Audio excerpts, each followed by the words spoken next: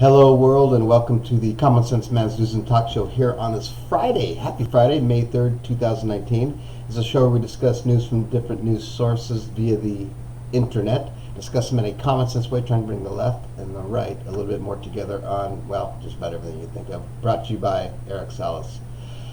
And we're going to start again as we normally do with Fox News, and Fox News is fake news fail. Journalism watchdog scraps blacklist they had on targeting conservative sites amid backlash saying it wasn't reliable. If you want to read about fake news being fake news and fake list, go to Fox News. Actually, they had another one that was just the headline just earlier about some undercover spy stuff, so check that out. Going to CNN, jobs report is surprisingly strong. The U.S. added 263,000 jobs in April as the unemployment rate fell to the lowest level since December 1969. There you go. Right on, huh? Hey, if it's good for the U.S., I'm all for it. I don't care who's responsible. I don't even want to know, because if someone will say, well, you know they'll say he's responsible for it, but whatever, just check and be a leader. CNBC, jobs surge in April, unemployment rate falls to the lowest since 1969. There you go, two places reporting on this. Why didn't Fox News report on this? I have no idea. Moving over to USA Today, Trump's Mexico-Canada trade deal in jeopardy.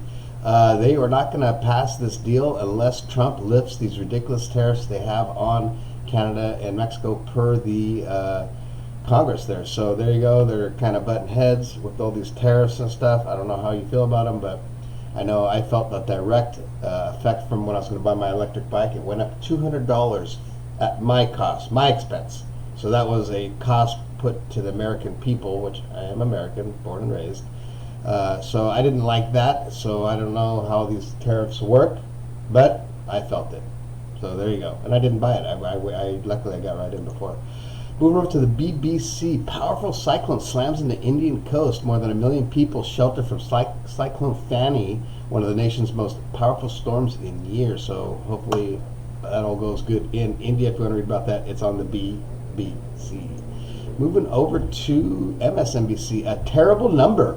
Trump, this is on the Morning Joe, Trump faces wide gender gap in poll. The president is trailing nearly all of the top 220 Democratic presidential candidates. In a new CNN SSR poll, also 62% of female voters oppose Trump, according to a new Quinnipiac poll. The panel discusses. My prediction on the 220 election is going to be Biden. I think Biden's going to win. That's just that. I think that's just what I'm going to see. I'm going to see a lot of Democrats swinging that way because they know him from when he was vice president, and I think there's going to be some of these Republicans that really don't like Trump, although they're standing behind him because they're Republicans. They might switch over. So anyway, there's my prediction for 220. Biden is going to be the president. ESPN, nothing really happening, nothing exciting, anyways. But on this date, May 3rd, 1936, who was around back then? Was not I. That's when Joe DiMaggio made his MLB debut for the Yankee Clipper. Actually, he was called the Yankee Clipper. So there you go, May 3rd, 1936. A little trivia there. You heard it here first. Here you go. Again, we're to TMZ, the T to the M to the Z. Again, your life is perfect. You have nothing else going on. You don't have to clean. You don't have to clean. You have to do anything. You don't have to go to work. And you're just bored out of your ass and you want to read some just news. Well, Janelle Evans' husband, David, could be jailed over child support and dog killing under investigation. They're under investigation. I don't know who they are, but if you know who they are and you want to read about them, go to TMZ. And on that same note, Lamar Odom, hey, remember him? Still fighting addiction, but I'm winning. So if you want to read about that, if you want to read about somebody else's addiction, maybe that'll help with your addiction, well, then you go to TMZ. There you go. And going to my favorite channel, the Travel Leisure channel. This is interesting. More and more airports are now allowing non-passengers to go through security to send off their peeps, which is kind of cool. Remember how it kind of used to be like that before all the shit happened? Well, it's starting to happen at several airports.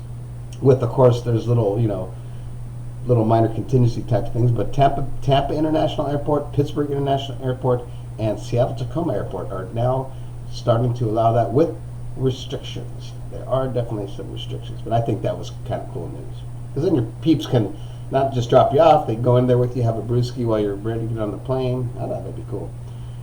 Okay, that's going to end it for this Happy Friday, and we're going to do our little Facebook quote. I like this one. This is a big sign. This one posted. It's on a sign on the side of a building, a huge sign, unless it's just fake like that. But it says, this is great.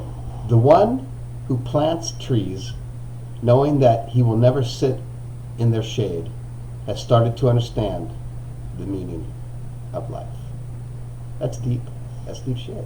That's some deep shit right there. I like it. Anyways, that's going to be it for this Happy Friday. Go have a great day today. Don't work as hard as you normally do. Try to take a half day off. Get off earlier. Get off an hour earlier. When I used to work for a company, that last company, you know what? Fridays were the day you get off an hour earlier. You kicked ass all week, get off an hour earlier. So do that. Just sneak out an hour earlier, whatever. And have a great day. Subscribe to my channel, the Common Sense Man Zoom Talk Show here on the YouTube. And we will see you on Monday. Ciao. Be nice to people. That's all I can say.